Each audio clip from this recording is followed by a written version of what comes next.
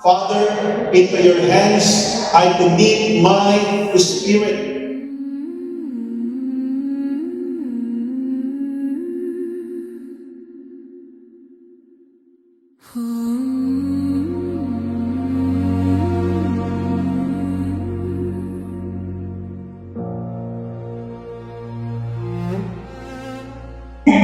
Sige po.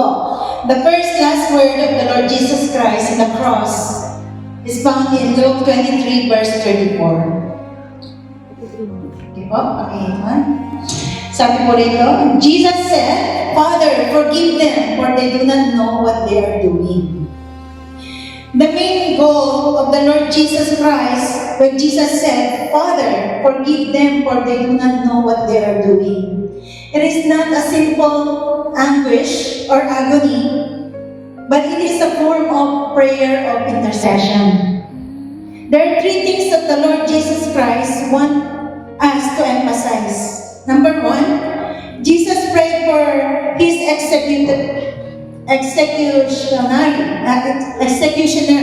or the Roman soldier who nailed him to the cross, asking the Father to do not hold their sin against them, because the executioner are just doing their duty, which is bound to work. Amen? So number two, Jesus' prayer of intercession is the fulfillment of Jesus' command in Matthew chapter 5, verse 4. But I tell you, love your enemy and pray for those who persecute you. He prayed in behalf of those crucifying him, including those religious leaders and who rejected him and mocked him. Number three, his prayer of intercession is the fulfillment of the word prophecy, which is found in Isaiah chapter 53, verse 12. For he bore the sin of many and made intercession for the transgressor. Amen?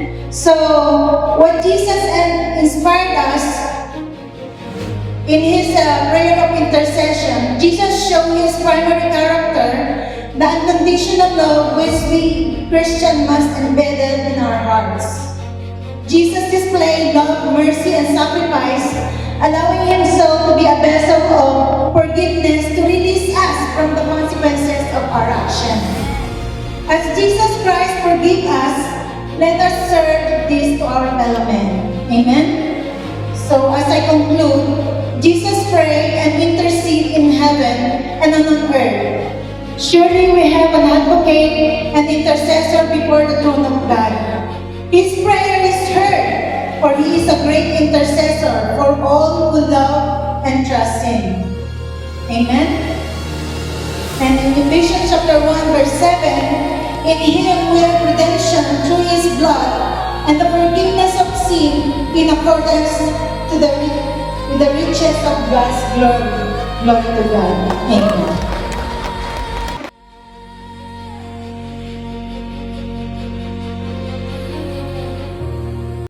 Ulit po sa Luke chapter 23, verse 43. Sabi po dito, I assure you, today you will be with me in paradise. Lord, salamat po sa iyong pag-ibig na truly you are amazing God. Let's visualize po the scenario wherein Jesus was hung between the two criminals. Before Jesus said, I assure you there's a story behind all that. And let's read po from verse 39. One of the criminals who hung there hurled insult at him. Aren't you the Messiah? Save yourself and us. And verse 40 and 41, but the other criminal rebuked him. Don't you fear God? He said, since you are the same sentence, we are punished justly, for we are getting what our deeds deserve. But this man has done nothing wrong. In this scenario po, we see that the two thieves responded opposite ways. The first criminal or the first thief in verse 39 simply rejects Jesus. Even in his desperation, he chose to unbelief. He refused to trust God, and this led him to eternal death. And matatagpuan po natin sa Romans 6:23. Sa first part po nun, For the wages of sin is death. The second part po, the gift of God is eternal life through Christ Jesus. And the second thing po, choose hope in Jesus. He defended Jesus by rebuking the other criminal. He confesses his guilt, acknowledges his sin, and recognized Jesus as innocent and divine. He believed and experienced transformation from the Lord. Then in verse 42 po sabi doon, then he said, Jesus, remember me when you come into your kingdom. This repentant thief has a plea request to Jesus. He requested for God's grace. He requested that God will rescue him. He requested God to intervene at his present situation, asking Jesus to remember him when he enters his kingdom. This repentant thief believed in the Lord Jesus Christ, and that caused him to receive the gift of salvation. And the highlights po is in verse 43, that's the second word of the Lord Jesus Christ. Jesus answered him right away, truly I tell you, or I assure you today, you will be with me in paradise. And guess what happened next po? Our Lord Jesus Christ welcomed him, and God's assurance of salvation is given to the repentant thief. God's presence and hope in Christ is also given to him. What an incredible promise God has given to the repentant thief, even as he hung on the cross in agony, yet unwavering compassion. Jesus promised eternal life to a sinner who turned to him. This promise is considered one of the most powerful examples of grace and mercy of our Lord Jesus Christ, showing that salvation is accessible even at the last moment of life. That salvation is not earned by our good deeds or good works, but only by the grace and mercy of our Lord Jesus Christ. At this present time po, we live in a world that never slows down. God is speaking to us. Let's take a pause. Let God change our heart. Let God transform us anew. Like this repentant thief, he was a sinner like you and me. We have done so many mistakes. We sin so many times. We make wrong choices. We fall short and we even mess up big time. And yet God is so gracious and merciful. He has given us a second chance. Let us be encouraged to trust in Jesus' compassion and power, knowing that His promise of paradise is guaranteed for those genuinely turn to Him. Amen. Glory to God.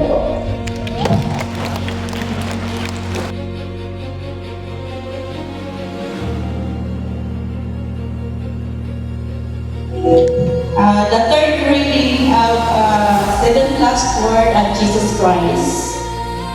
So, bear with me. Mababasa po natin sa John 19, verse 26 to 27. When Jesus saw his mother there, and the disciple whom he loved standing nearby, he said to the mother, "Dear woman, here is your son." In verse 27, and to the disciple, he says, "Here is your mother." From that time, on this disciple took her into his home. Blessed be the reading of His mighty word. Thank you, Lord. Thank you for your goodness and your faithfulness upon us. Truly that you are so good in our lives. This is our prayer in Jesus' name. Amen. Ano bang ibig sabihin natin itong pangatlong wika ng ating Panginoon before po siya mamamatay? So nakikita po natin na yung mother niya ay umiiyak na nakikita po si Jesus na inako doon sa cross. Bilang isa ina, di ba?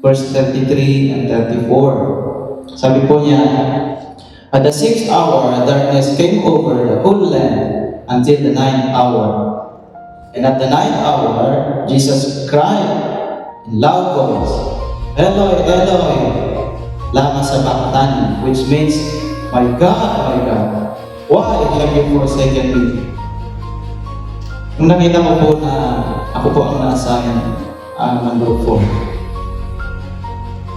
Ang nag-rema sa akin agad is yung question mark. Di ba? So, when I was trying to research, nakailang beses ba ang ating Panginoong Jesus na tinanong ang kanyang ama during His existence on earth? I believe there's only 2. The first one, when He was praying in Gethsemane, when He said, Father, if it is possible, take this cup away from me. Question niya yun, diba? And this is the second one. Sabi niya, my God, why have you forsaken me? Pag ang tanong ko ay, mabigat, diba? Kumpara sa mga tanong na what, when, where, how. But this question, why? Iba po ang ibig, kumbaga, malayo-malayo sa mga ibang word na why, what, where. Di po ba? So, I have 2 things sa verses na ito po. Sabi po niya sa 33, at the 6th hour, darkness came over the whole land. Pag sinabi po natin darkness, it is the sin. It symbolizes sin. Ewan po ba? At ang sin na iyon, sabi nga ni Sister Ivy kanina, for the wages of sin is death. Madalas po natin naririnig yan. Sabi po niya sa Romans 6:23. Sabi rin po niya sa Romans 3:23, for all have sinned and fall short of the glory of God. That's what happened to Adam and Eve. When they disobeyed God, sin came to humanity. The glory of God natanggal po sa kanila. Amen po? That's why, because of His great love sa bawat isa po sa atin, God made a way, a sin offering. And that is our Lord Jesus Christ. Amen po? Pangalawa, dun sa verse 34, and at the 9th hour, Jesus cried out in a loud voice, Eloi, Eloi, lama sabachthani, my God, why have you forsaken me? This cry represents Jesus' humanity. Naniniwala po ba tayo? At this moment po, He is a holy man. Hindi naman niya sinabi na, Father, hindi. Sabi po niya, my God. Nakukuha niyo po. So, being human, kagaya niya tayo, of course, He felt all the pain, all the suffering, all the anguish. And even He felt abandonment at that moment. Kaya po niya, tinatanong ang kanyang ama, why have you forsaken me? Ang feeling po niya, inabandon ng kanyang ama. Bakit? Kasi lahat ng mga kasalanan po natin, nasa kanya. Yan po ang nakakalungkot. Kaya po, di ba, sabi niya sa 2 Corinthians 5:21, God made Him who had no sin to be sin for us, so that in Him we might become the righteousness of God. So lahat po ng ating mga kasalanan, patong po sa Kanya. Kaya po feeling po niya, iniwan po siya ng kanyang ama dahil sa ating pong mga kasalanan. Ngayon, hopefully may encourage po tayo. May tanong po ako, do you feel forsaken? Do you feel abandoned today? Because of that long-awaited answer. Meron po ba tayong pinagdadaanan na kung saan feeling po natin, iniwan na tayo ng ating Panginoon? We are human, we feel it that way. Amen po ba? Well, if God wants to forsake us, in just 1 second, we will die. We will disappear kung gugustuhin ng ating Panginoon. Amen po? But in Him, we live, we move, and have our being. Amen? So, ito po hopefully, may tanim po sa ating mga isipan. Tandaan po natin, marami po tayo pinagdadaanan. Sometimes He is silent, but He never be absent.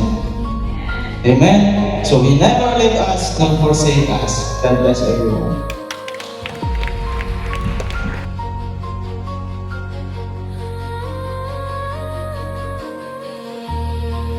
Amen. Magandang hapon po sa bawat isa. Ang fifth word of Jesus on the cross of Calvary, I am thirsty. Makikita po natin yan sa John 19:28. Sabi po doon, later, knowing that all was now completed, and so the scripture would be fulfilled, Jesus said, I am thirsty. Nung ipango po ang ating Panginoong Jesus sa krus, siya ay tunay na tao. May pakiramdam, siya ay nauhaw. At bilang isang tao, let us imagine the great pain and suffering He had on the cross. Ramdam niya ang bigat ng krus na ipinapasan sa Kanya. Ang bawat hagupit na ginawa sa Kanya. Ramdam niya ang matinding sakit nung siya ay pinako sa krus. Ramdam din niya ang pag-iwan ng mga taong minsan niyang nakasama. Ramdam niya ang kahihiyan, panunuya ng mga taong nakapaligid sa Kanya. Ramdam niya ang bigat ng kasalanan ng sanglibutan na nakapatong sa Kanya. Ramdam niya ang sakit ng sugat at tugong dumaloy sa kanyang katawan. Ramdam niya ang pangihina ng kanyang katawan. At ramdam niya ang matinding pagkauhaw. On that cross, Jesus was thirsty because of His great love for you and me. He was thirsty so we could be saved, ang sabi sa John 3:16, so that we could be saved and be forgiven with our sins. He was thirsty to give us new life, 2 Corinthians 5:17. He was thirsty so we can come boldly to the throne of His grace, Hebrews 10:19-20. He was thirsty to defeat the enemy, Colossians 2:15. He was wounded on the cross for our transgression and healing, Isaiah 53:5. He was thirsty so we could be satisfied on the cross. He was thirsty so we can have the fullness of everything. Sa pagkauhaw ng ating Panginoong Hesus sa krus, pagpapatunay ng kanyang pagiging tao, na unawaan niya ang kalagayan ng bawat isa sa atin. Anuman ang ating kalagayan, anuman ang sitwasyon ng ating buhay, anuman ang ating pinagdadaanan, anuman ang ating pangangailangan, naunawaan po tayo ng ating Panginoong Hesus, sapagkat yun ay kanyang pinagdaanan. He knows the deepest desire and longing of our hearts. Sa bawat laban ng ating buhay, always remember His fifth word, I am thirsty, because His thirst is our victory. Praise and glory to God.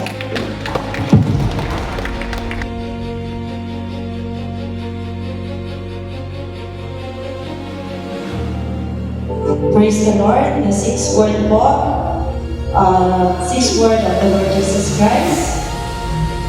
Makikita po natin sa John 19, verse 13. Sabi po dito, so when Jesus had received the sour wine, he said, "It is finished," and bowing his head and gave up his spirit. So dito po sa the sixth word of Jesus Christ, it is the shout, the cry, and the declaration of completion and victory. Amen po ba? So in Greek word po, it says tetelestai, which means it is finished. I want to give you 5 samples where this word is being used. Una po is a master and a servant. When the master gave a task to the servant, and the servant natapos ng servant, sasabihin ng servant, tetelestai, which means work done. Remember when we sent email, done. Amen? So makikita po natin to in John 17, verse 4. Sabi po dito, John 17 verse 4, I have glorified you on earth. I have finished the work which you have given me to do. So Jesus finished the work. Diba? Work done, sabi ng Lord. God gave him the task to do. Work done, sabi ng Lord Jesus Christ. And another sample is the priest and the animal sacrifice. Ang priest po, yung sacrificial, the priest, when they have to examine the animal na ibibigay for sacrifice. So they have to check if it's, make sure that it's blameless, walang defect ang sacrifice. So when after they check, they will say perfect. Amen. So they will say tetelestai. It means perfect. The sacrifice is perfect. So the Lord Jesus Christ is the perfect sacrifice. Amen po ba? Sige, let us give them that praise. Amen. So number 3 is the artist. When the artist, tapos niya nang ipinta yung kanyang craft, di ba? Tapos niya nang ipinta, he will move back and then he will say tetelestai, which means complete. Amen. So when God says this, when God says it is finished, it is the entire work of redemption has been brought to the completion. So makikita po natin the Old Testament, when in the Old Testament, the sacrificial, di ba? Every year, every time kasi people, we sin, di ba? Every time we sin, they have to bring the sacrifice, animal sacrifice. So at that time in the Old Testament, it doesn't make sense. But in the New Testament, when God finished, when He says it is finished, He sacrificed the past, present, and the future sin of humankind. It is done, it is sacrificed. It is complete. Amen po ba?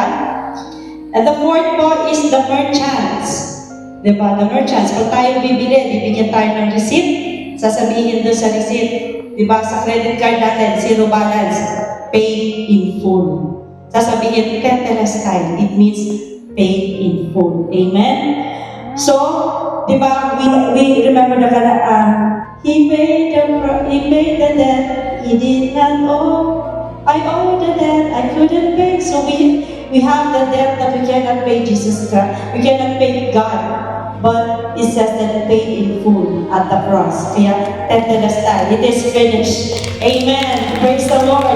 And number 5 po, example is the prisoner. Diba? Ang prisoner po, syempre yung kasalanan niya, he will spend time in jail, and then pag na-complete na niya yung time niya in jail, paglabas niya, lalagyan siya doon, sasabihin doon, death paid.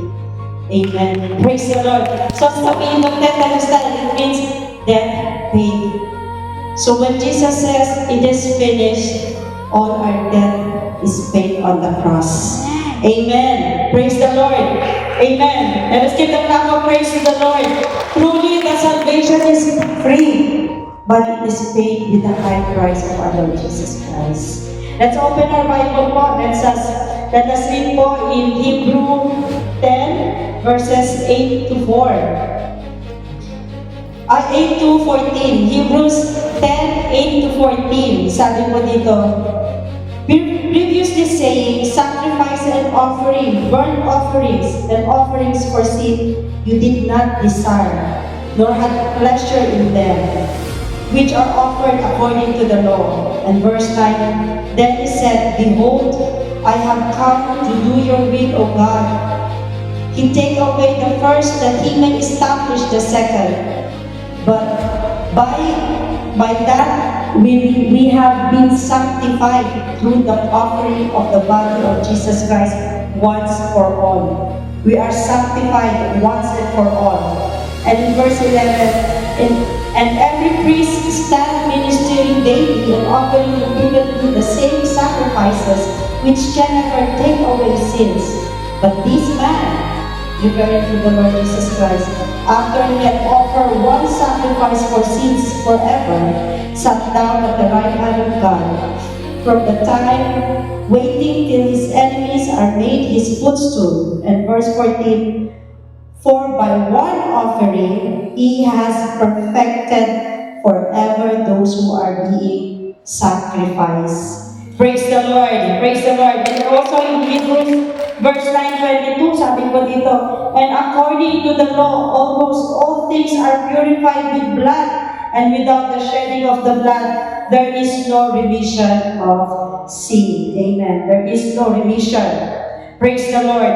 So, in this one po is a completion. Diba sabi dito, work done, perfect, complete, paid in full, and debt paid. Praise the Lord. It is the completion. And the second, victory. In 1 Corinthians chapter 15, verses 55 to 57. Sabi po dito, O death, where is your sting? O Hades, where is your victory? The sting of death of sin and the sting of sin is in the law. But thanks be to God who gave us the victory through our Lord Jesus Christ. Amen? Praise the Lord.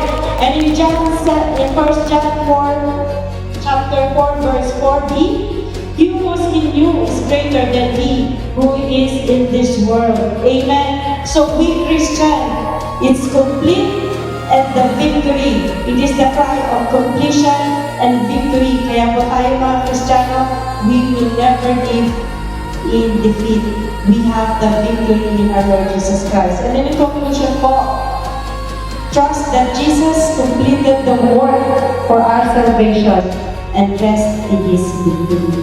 Amen po. God bless po.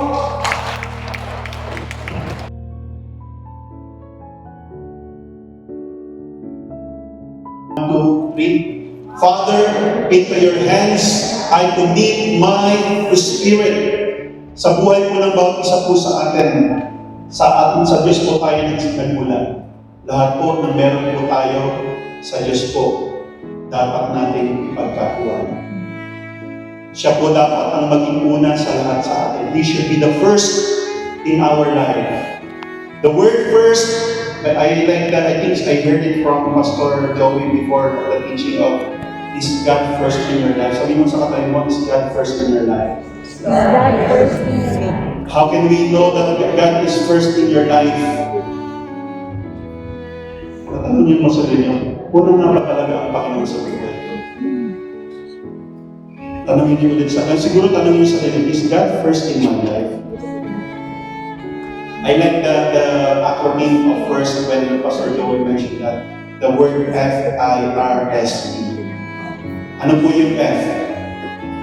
Finances. Sa finances po ba natin, unang Panginoon?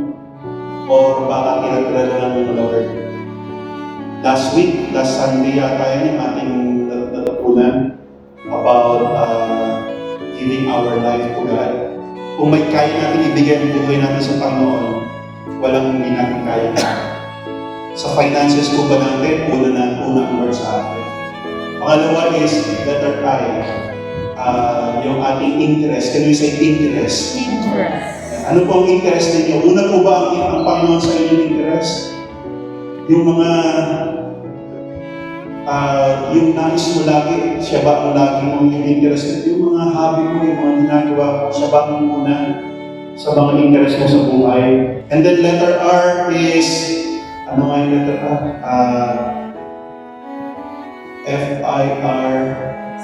FIRST. Yung ating,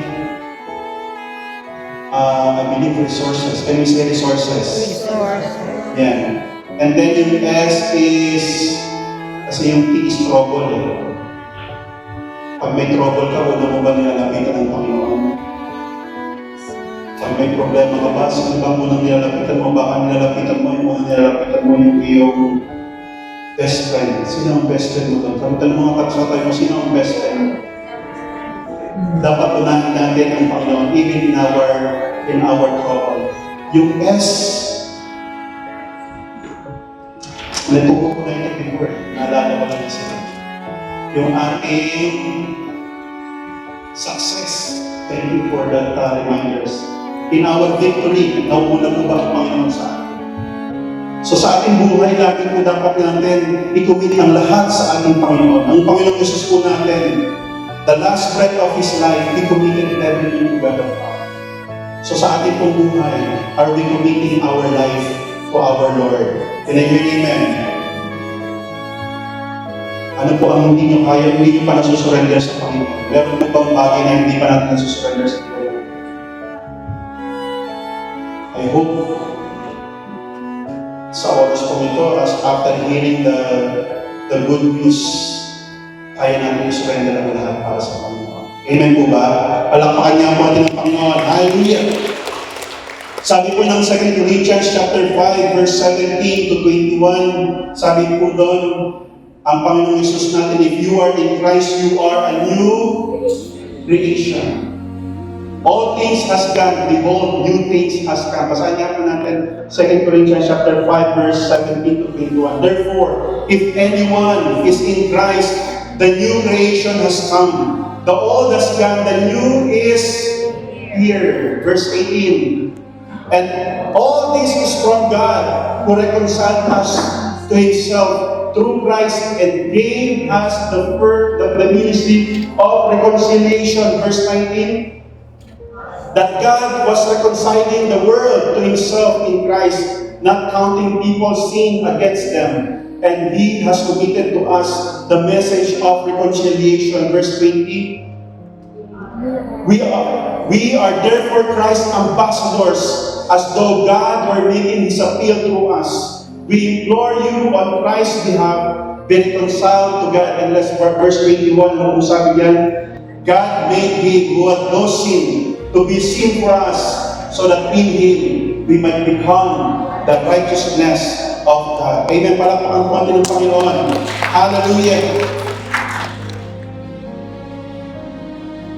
Through the work of our Lord Jesus Christ, tayo po ay naging bagong nilalang. Lahat ng kasalanan na meron po tayo, itinatong sa Panginoong Jesus. Siya na walang kasalanan ay naging kasalanan, upang tayo na makasalanan ang nangyari ay maging matuwid sa harapan ng Diyos. Amen po ba? Palakpakan nga po natin ng Panginoon. Hallelujah! Huwag natin kakalimutan po sa benefits na naranasan po natin because of the work of our Lord Jesus Christ. Kinaminin niyo. We receive salvation. Ano pa po? We receive eternal life. Sabi po ng John 3:16, alam natin yung verse, ano po sabi doon? For God so loved the world that He gave His one and only Son, that whoever believes in Him shall not perish but have eternal life. Ano pa po?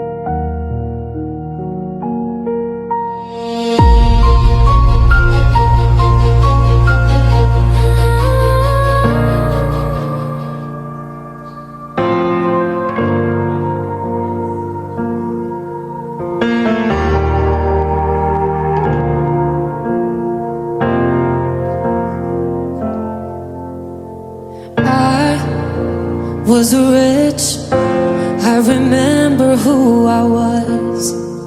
I was lost, I was blind, I was running out of time. Sin separated, the breach was far too wide. But from the far side of the chasm, you held me in your sight. So you made a way across the great divide, left behind heaven's throne to build it here inside. And there at the cross, you paid the debt I owe, broke my chains, freed my soul. For the first time I had hope. Thank you, Jesus, for the blood applied. Thank you, Jesus, it has washed me white. Thank you, Jesus, you have saved my life, brought me from the darkness into glorious light.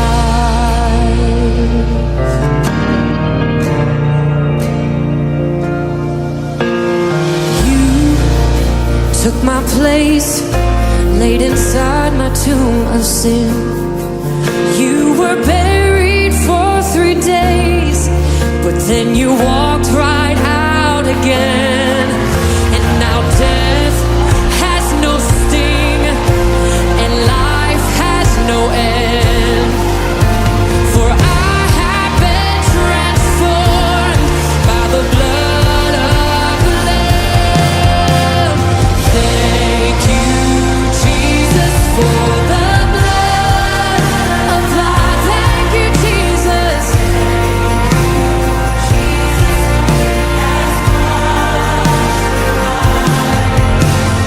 Thank you, Jesus, you have saved my life, brought me from the darkness into glorious light. There is nothing stronger than the wonder-working power of the blood.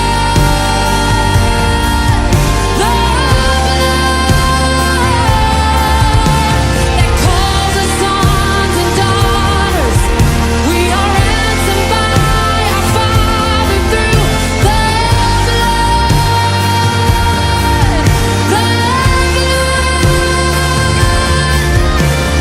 There is nothing stronger of the wonder-working power of the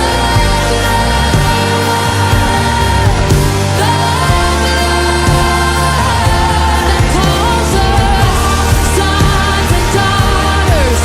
We are ransomed by our Father through the blood.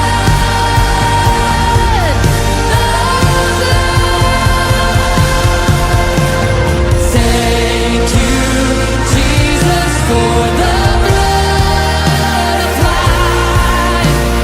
Thank you, Jesus, wash me white. You have saved my life,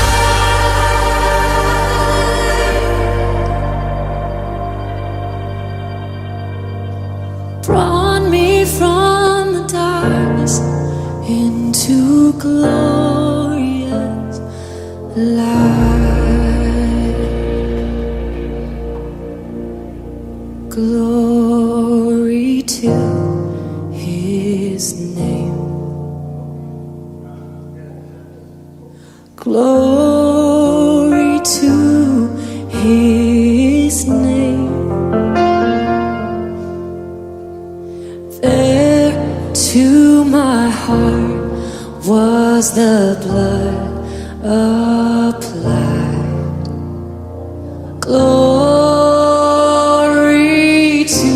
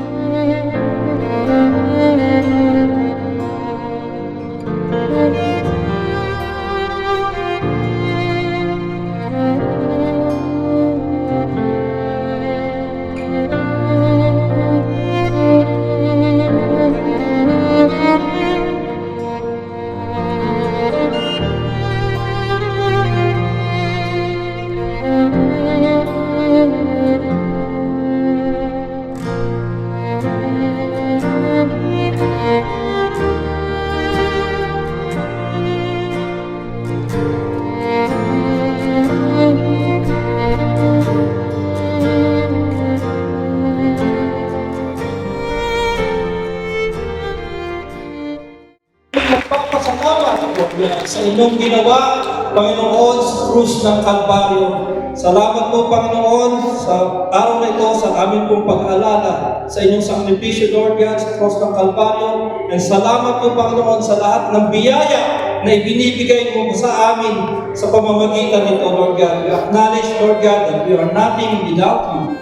And we are truly grateful, Lord God, for all the sacrifices that you have done on the cross of Calvary. Thank you, Lord God, for this day, for reminding us, Lord God, of all these sacrifices. Lord, binigay mo po ang inyong buhay upang kami po ay mabuhay. Lord God, truly we all come from you, Lord God. And what we should do is to trust you completely. Sa Lord, na lahat po ng aspeto ng aming buhay. And we thank you, Lord God, for this reminder na muli pinaalala mo po sa amin sa araw na to. And as we come out of this place, Lord God, may we remind ourselves, Lord God, the mission na binigay mo po sa amin to seek the lost, the last, and the least, Lord God. At ipahagi din po sa kanila ang biyaya, Lord God, na ibinigay niyo po sa amin, Lord God. We thank you, Lord God, for this day. We pray, Panginoon, sa amin po pag-uwi, Lord God. Ito po patuloy na maging gabay namin, Lord God.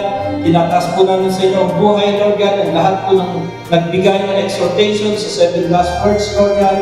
We even raise to you, Lord God, sa buhay ng aming spiritual director, Brother Edwin Villanueva, Pastor Bong Gonzales, Panginoon, Pastor Emma Bidustuti, Lord God, and family, and lahat po, Panginoon, ng Pastor, and the coordinator ng JIF Echo and JIF Worldwide. And Lord, sa lahat po ng members, Lord God, ng Jesus is Lord Church Worldwide, and lahat po ng Kristiyano sa buong mundo, we pray, Panginoon, strengthen us, Lord God, remind us of your sacrifice, and remind us, Lord God, of our mission.